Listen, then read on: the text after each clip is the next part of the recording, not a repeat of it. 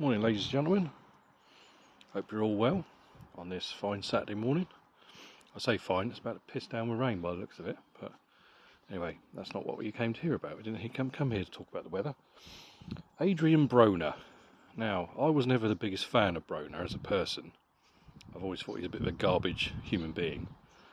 But last night, he lost a 10-round unanimous decision to a gentleman called Blair Cobbs, and was even dropped in the second round by a southpaw left hand, which apparently knocked a tooth out.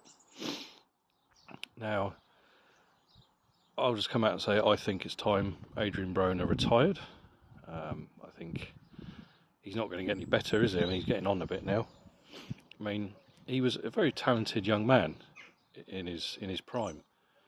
4-weight world champion, some fucking good victories over Gavin Rees, Antonio DiMarco, Paulie Malignaggi, Daniel Ponce de Leon, won his 4 world titles for 4 weights.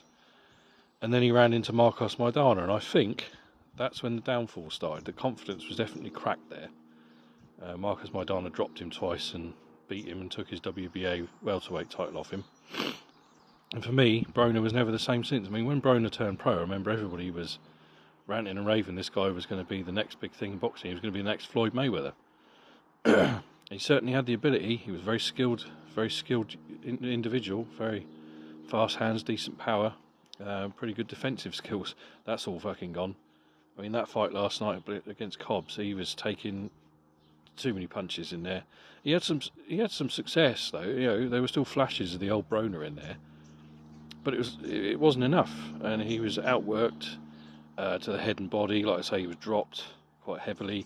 I expected Cobbs to stop him after that knockdown at some point, but give Broner his fucking credit. He survived. He lasted the full 10, but it wasn't even a fucking close fight. I had it 97-91, I believe, as did one of the judges, I think. So, no, the sign's there. It's time for Broner to go. He's not been the same, like I say, since Maidana. He's also lost to Sean Porter. Mikey Garcia completely fucking dominated him. And then Manny Pacquiao beat him, and that was in 2019. I know Broner cried afterwards that he'd been robbed and all this stuff. Look, he did nothing. He spent most of the fight against the ropes or in the corner covering up. Pacquiao was just unloading on him at will. And Broner did nothing and then complained and cried about it, which was a bit of a theme with Broner. He tended to do that a lot. And then he's been very, very inactive. I know he's had his problems with mental health and... Fucking loud bird, you hear that? And obviously problems with the law. He's been arrested several times for everything from battery to sexual assault and things like that. I think he was done for making homophobic threats online to somebody. He's just a garbage human being who's his own worst enemy by the sounds of it.